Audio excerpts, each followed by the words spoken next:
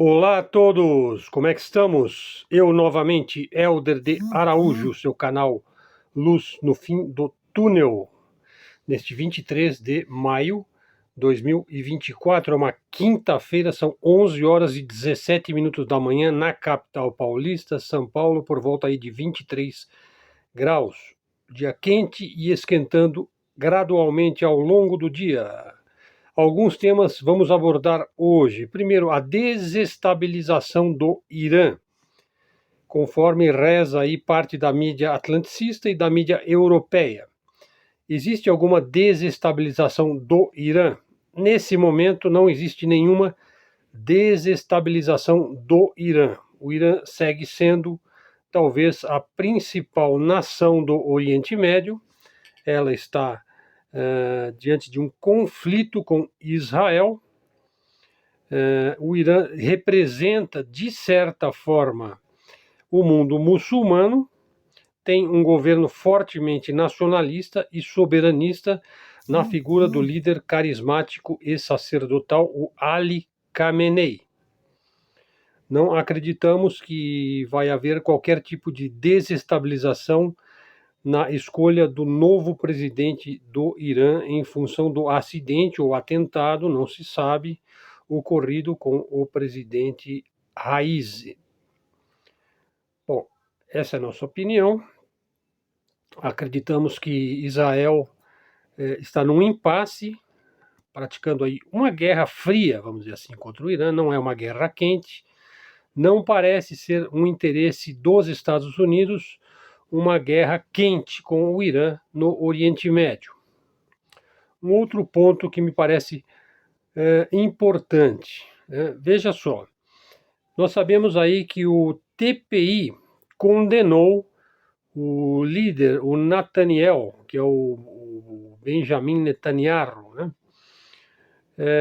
Que é acusado então da prática de crime de guerra em Gaza. Nós concordamos com este juízo aí do TPI, neste caso específico. Em outros casos, a gente acha que as decisões do TPI são absurdas. Por exemplo, quando eles condenam Vladimir Putin por sequestro de crianças ucranianas, o que já foi provado que é uma balela, uma mentira. Então, talvez o TPI esteja querendo adquirir algum know-how, alguma credibilidade agora, diante da quantidade de evidências e mesmo provas da prática de genocídio na faixa de Gaza. Mas veja bem, uma coisa importante que me parece relevante com relação a este conflito. Primeiro, é ponto pacífico que o mundo anglo-saxão, sionista e americano, que é praticamente uma coisa só do ponto de vista da geopolítica,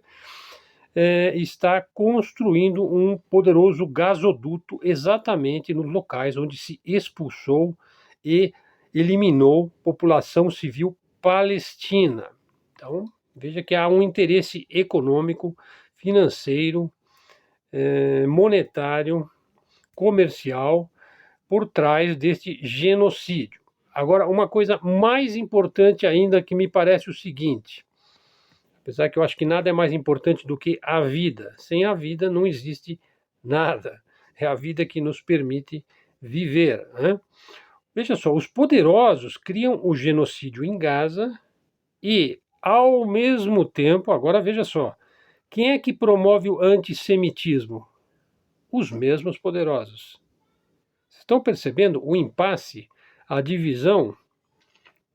Estão percebendo aí a divisão mental, psicológica, a paralaxe cognitiva aí? Os mesmos que promovem o genocídio em Gaza são os mesmos que promovem o antissemitismo. A gente poderia até citar nomes aqui, ó, família Bush, Rockefeller, Rothschild, George Soros, Klaus Schwab, Bill Gates, sabe, nomes que também estão associados à epidemia do Covid, né? Poderosas fundações, Banco Mundial, FMI, enfim, já tratamos deste tema em vários vídeos do nosso canal.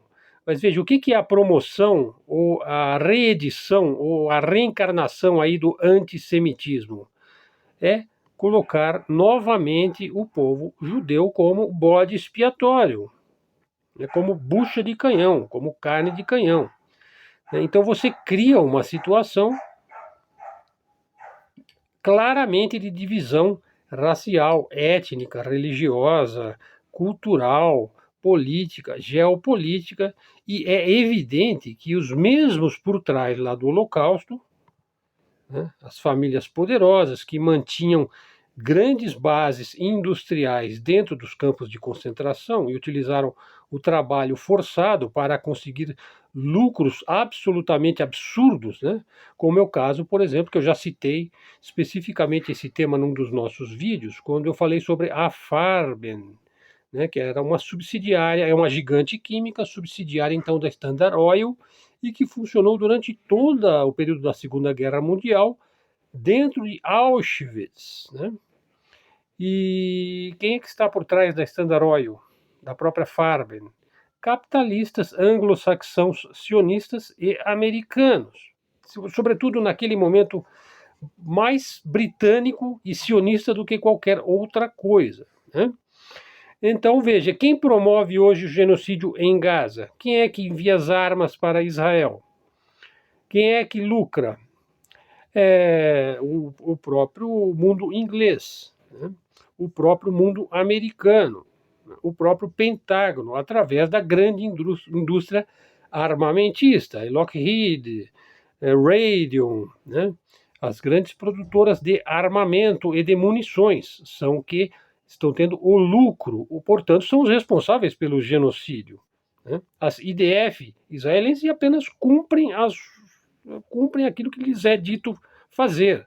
São paus mandados. Eles vão lá, é para destruir esse bairro aqui, pronto, eles vão lá e destroem. Ou seja, o genocídio ali é praticado pelas mesmas famílias, pelas mesmas poderosas personalidades por trás das grandes corporações. E, portanto, são os mesmos que promoveram a criação do Estado de Israel lá em 48, que num determinado momento impediram a criação do Estado palestino, são os mesmos que promovem divisão ideológica, islamofobia, russofobia e tudo mais. Então, estamos neste impasse. Então, jamais, jamais compre essa ideia de que a culpa é de um povo, ou de uma etnia, ou de uma raça, ou de uma religião. Jamais caia na conversa mole dos poderosos. Né? Jamais se deixe levar pela divisão ideológica. O mais importante, pessoal, é adquirir a compreensão dos fatos e saber para onde que o mundo está indo neste momento. Veja, eu vou falar também hoje sobre o wokismo. É um outro tema do nosso canal, é analisar as implicações das demandas culturais, né, que vêm aí principalmente dos Estados Unidos. Então, o wokismo vem de stay woke, fique acordado, fique desperto, tome consciência dos problemas da injustiça social, da injustiça racial, tenha consciência dessas questões, né? Então, assim, o termo woke então, já virou uma gíria, né? Fortemente associada às políticas identitárias, né? As políticas, basicamente, aí podemos dizer, vamos pensar assim, as políticas politicamente corretas, né? Ou veja só, os termos mais associados ao wokismo, veja, sexismo, misoginia, patriarcado, masculinidade tóxica, o privilégio masculino, o empoderamento feminino, o racismo estrutural, a branquitude, a supremacia branca, né? A homofobia, a transfobia, o movimento LGBTQSXYZ, né? A cultura queer, né? Que são os caras que se vestem assim, parecendo um dragão colorido, né? Os direitos gays, o gaysismo, o gênero neutro, né? O transgênero, a identidade de gênero, a cultura do não binário e tudo isso. Então veja só, o que está por trás disso? Primeiro, uma coisa que eu acho bastante importante discutir aqui, E eu vou, inclusive, citar um texto do Felipe Quintas, que ele apresentou lá no Twitter, sobre o wokismo. Então ele diz o seguinte: o wokismo foi que causou a desestruturação do ambiente familiar, especificamente do Brasil? Foi o wokismo que fez as pessoas começarem enfim, a desbundarem, né? E a participarem desses movimentos progressistas, modernistas, libertários, né? Quem que mais destruiu famílias no Brasil? Quem mais formou militantes e ativistas aí, feministas e LGBT? Foi o Jorge Soros? Ou foi a Manuela Dávila? Talvez tenha sido a Rede Globo. Ah, talvez tenha sido a Universidade Federal coalhada de comunistas, como prega a neodireita. Nada disso, nada disso. Foram cidadãos de bem. Né? Foram pessoas, foram indivíduos. O wokismo ele vem depois, ele já se insurge, ele já surge, ele já se implanta, ele já ocupa um espaço que já está degradado. Não é que ele degrada, ele é fruto de uma degradação. Mas da onde vem essa degradação? Pessoal, vem da impulsividade da pessoa comum, do cidadão comum. Vem de um ato de irresponsabilidade, sabe? Vem de um ato de arrogância, de um ato egoísta, de um descontrole, de um ato histérico, né? De um fenômeno que é alheio à ideia de um bem comum ou de uma justiça, né? Então, assim, são homens que espancaram as suas esposas, né? Inclusive espancaram na frente dos filhos. Ou o indivíduo foi comprar cigarro, nunca mais voltou.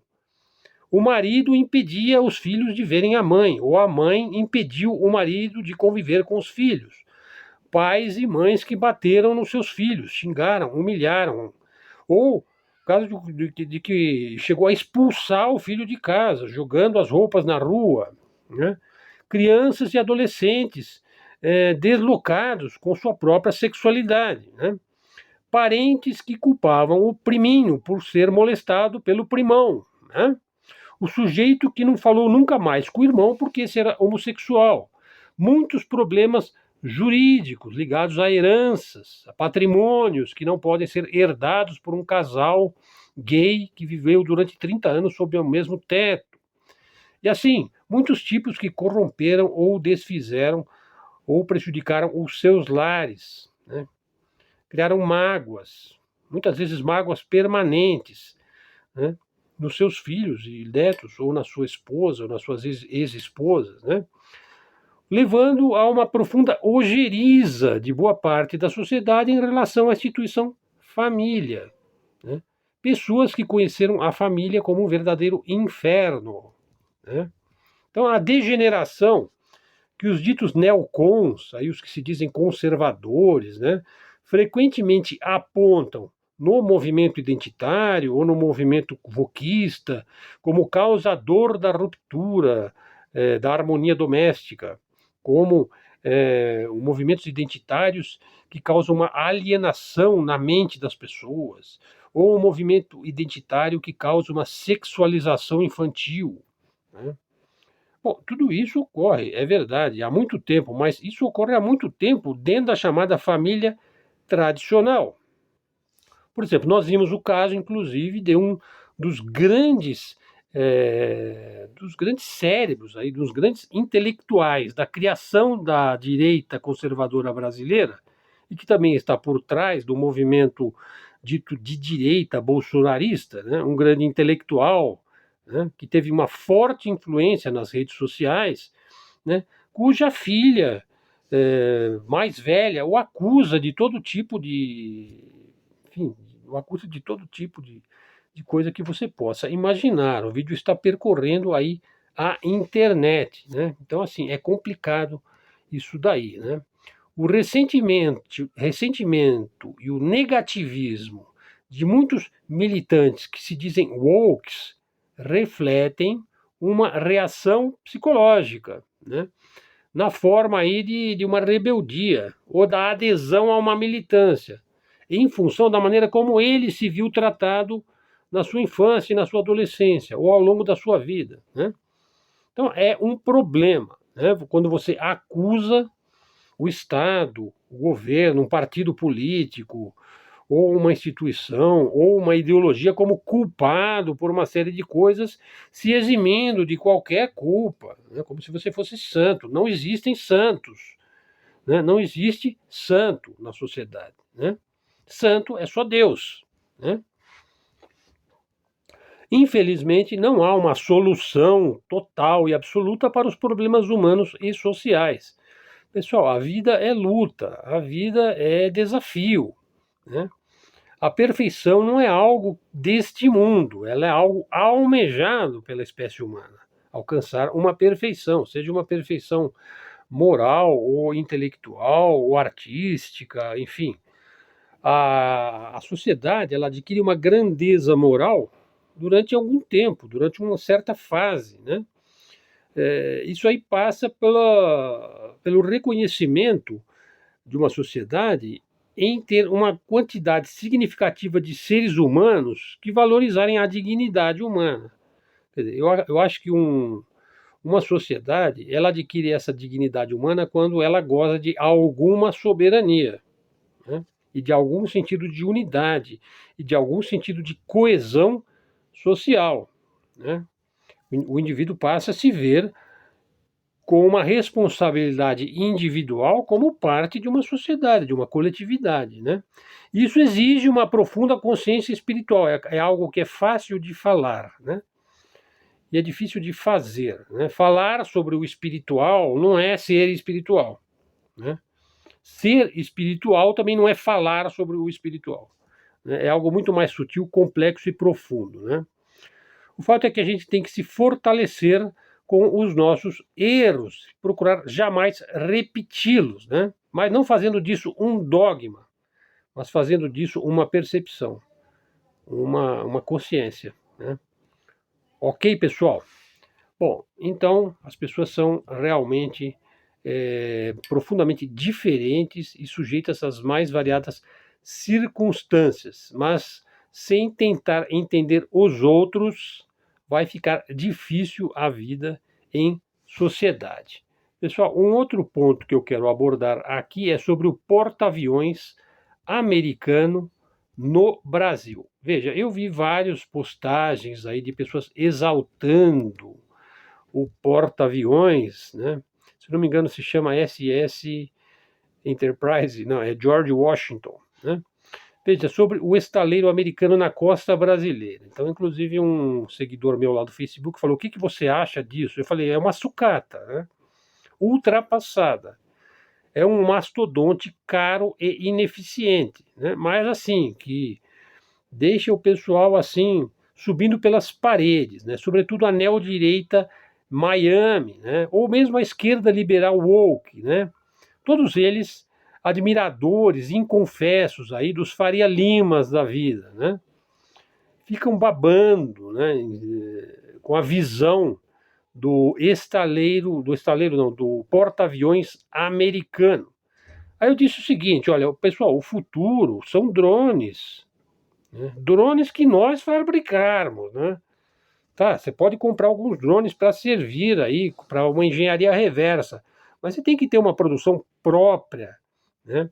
Mísseis hipersônicos, vale a mesma coisa. Você tem que ter uma produção própria de mísseis hipersônicos, aproveitando a tecnologia aí, né, que você poderia inclusive adquirir como um membro permanente dos BRICS, né? A tecnologia cibernética, né? Você não vai muito longe sem hackers de altíssimo nível, de altíssimo gabarito. A tecnologia espacial, você tem que ter um GPS próprio, você tem que ter a capacidade de movimentar e utilizar satélites, a tecnologia eletromagnética, enfim. Bom, o estaleiro, o porta-aviões, vou falar do estaleiro já, pode ser impressionante, mas ele afunda, pessoal. É mais impressionante ainda quando ele afunda, né? Agora, olha só. Antes da chegada do queridinho Ronald Reagan, isso aí o comandante Farinazo abordou esse tema ontem no canal dele, né? Que é o queridinho também da Margaret Thatcher, né? O casal adorado pelos neoliberais, né? Pelas famílias aí que controlam as finanças brasileiras, né? Os Estados Unidos, antes de chegar o Ronald Reagan, né, e meter o pé na jaca, né, na indústria militar e na defesa americana, os Estados Unidos tinham 30 estaleiros. Né? O estaleiro é a indústria de fazer navios, de construir porta-aviões. Né? E hoje, quantos ele tem? Ele tem 7. Né? Depois que passou o Ronald Reagan, ele só tem 7. Agora vem o pior. Né? Para alguns será o melhor. Né? Sabe quantos estaleiros a China tem? 13. Ou seja, ela tem mais estaleiros do que os Estados Unidos. Detalhe, é bom que se diga, um só estaleiro chinês é maior do que os 7 estaleiros americanos juntos e produz mais e em menos tempo e gastando muito menos. Pessoal, é assim. Veja, eu sou só o mensageiro, tá? Eu não sou o autor desta ideia, só estou dando a mensagem aí de certos fatos e não ataque o mensageiro. Por falar nisso, nessa questão de ser o mensageiro, vejam só, e agora eu vou dizer alguma coisa que também pode ser um pouco controversa ou delicada para certas pessoas. Veja só, pessoal, sobre o ataque do Hamas no dia 7 de outubro de 2023. Veja, quem está dizendo isso não sou eu sou o mensageiro. Então, se você vai atacar, ataque a fonte. Se você vai criticar, critique a fonte, que são alguns dos melhores analistas de inteligência da atualidade. Eu poderia citar aí o Larry Johnson, que é consultor da CIA, né? O Scott Ritter, o Berletic, e outros, né? Então, se você adora o Nathaniel lá e outros belicosos criminosos de guerra, né? E você for criticar o que eu vou dizer agora, não critique o mensageiro, ok? É o seguinte, o ataque do Hamas no dia 7 de outubro de 2023 não foi absolutamente um ataque terrorista. Nada disso, né? Isso é propaganda, né? O ataque foi uma operação militar cuidadosamente planejada e com 2 claríssimos objetivos. Objetivo número 1, destruir 2 bases militares de Israel no perímetro próximo ali da faixa de Gaza, onde se encontra a Brigada Golani de elite. Procure aí na Wikipédia, Brigada Golani, né? Segundo objetivo, fazer reféns, com a finalidade de trocar pelos mais de 3.000 prisioneiros palestinos encerrados nas prisões israelenses. 2 objetivos. Terceiro ponto, supostos atos terroristas cometidos em Israel neste dia não estão relacionados à operação militar do Hamas. Terceiro ponto. Então, se houve atos terroristas, eles ou foram inventados ou foram feitos por outros indivíduos que não têm ligação direta com Hamas. Quarto e último ponto. A operação foi extremamente bem sucedida. Né? Então, importante, como eu disse antes, né? Tem gente querendo usar informações para praticar genocídio e também para promover a nova reedição do antissemitismo no mundo. Cuidado, né? Pessoal, nós estamos vivendo uma guerra fria. O que a Guerra Fria foi, de fato, aquela primeira Guerra Fria lá? O que ela não foi? Bom, primeiro eu vou dizer o que ela não foi. Veja, não foi uma disputa entre 2 blocos e 2 ideologias contrárias. De um lado o capitalismo e de outro lado o socialismo, assim propagado pela grande mídia. Isso é o que ela não foi, né? A ideologia não foi a motivação essencial da Guerra Fria. Ela foi um pano de fundo usado como propaganda. Bom, então se ela não foi uma disputa ideológica, o que ela foi? Ela foi uma disputa geopolítica pelo poder global. Né? disputada entre Washington e Moscou, vencida pelos Estados Unidos, por Washington, com a queda da União Soviética em 1991. Né? Aliás, eu indico o canal aí do De Leon Peta, onde ele analisa essa questão. Ele fala que a primeira Guerra Fria foi lá no século XIX, com o Império, com a expansão do Império Britânico, dominando Índia, China, derrubando o czar russo, promovendo, inclusive, secretamente a Revolução Russa. Né? Bom, e depois você teve a Guerra Fria, aí pós Segunda Guerra Mundial, onde o mundo anglo-saxão sionista já está mesclado ou liderado pelos Estados Unidos, quer dizer que é um segundo momento, né? Foi vencido, então, pelo próprio mundo anglo-saxão sionista americano. Bom, e hoje? Hoje é a Guerra Fria 3.0. Prossegue sendo uma disputa entre Washington contra quem? Moscou e Pequim, né? E está num impasse. Mas, segundo vários analistas, está sendo vencida aí pelo segundo. Então, estou dizendo aí, aparentemente, segundo vários analistas, a Guerra Fria de hoje está sendo vencida pelo eixo Moscou-Pequim. E veja bem, tome muito cuidado aí quando você colocar Moscou e Pequim no mesmo balaio. Eles têm um acordo geopolítico de longo prazo, por motivos óbvios, né? Veja, mas a ligação de Moscou com Pequim não é tão visceral como a ligação que existe entre os Estados Unidos, o sionismo e o mundo inglês e anglo-saxão, que aí é uma ligação direta, é sanguínea. A ligação Moscou-Pequim ela é mais fortuita, né? Ela é de uma índole mais geopolítica do que propriamente histórica, ou racial, ou étnica, ou cultural. Até porque a cultura que vige na Rússia hoje é a cultura ortodoxo-cristã. Né? É o Império Russo que está de volta. Né?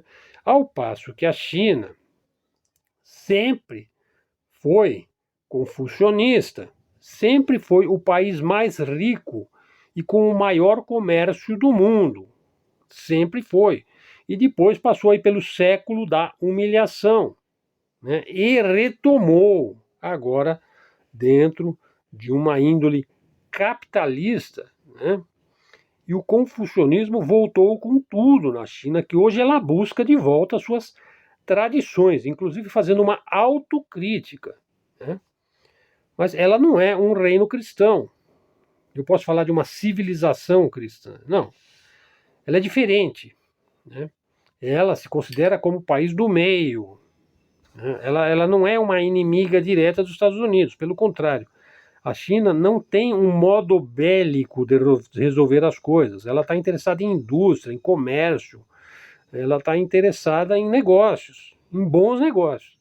Então é por isso que ela é o grande concorrente dos Estados Unidos. Né? Agora, os Estados Unidos é uma nação belicosa, é uma nação de negociantes e também é uma nação bélica. Só que ela está longe de poder vencer a Rússia no campo militar. Então, se você junta aí o campo comercial chinês com o campo militar russo, é de se prever que a Guerra Fria 3.0 será vencida pelo eixo eurasiano. Pelo menos a tendência é essa.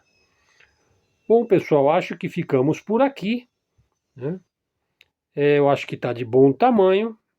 Espero que vocês gostem dos nossos conteúdos. Eu pretendo aí usar temas, né? Debater temas e analisar temas. Então vai ser mais falado, mais conversado, mais refletido. Eu vou ler menos e vou refletir e analisar mais. Ou como se diz, falar da minha própria cabeça, porque é a única que eu tenho, né? Eu não falo com a cabeça de ninguém. Fale você também com a sua própria cabeça, pessoal. Nossos seguidores aí são todos de alto nível, estão trazendo mais seguidores, o canal cresce de maneira natural, espontânea, sem clickbait, sem sensacionalismo, sem títulos impactantes. O objetivo do canal não é crescer de maneira marqueteira, não, é trazer temas relevantes da política, da geopolítica, da cultura, enfim. O nosso canal é de livre expressão e comunicação, mídia alternativa, mídia independente. Espero que vocês gostem do nosso canal, deem o like, façam comentários, tragam seguidores. Se quiser ajudar o canal, tem o Pix do canal. O canal não monetiza, está com 750 seguidores. Começou com 7 e agora tem 770. Então estou bastante feliz com a repercussão do nosso trabalho. São vídeos diários de 20 a 30 minutos para você ficar bem informado e também para você poder refletir por si mesmo, né?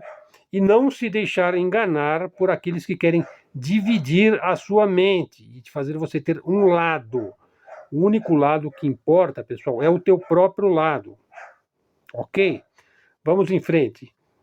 Obrigado a todos, até a próxima e fiquem com Deus.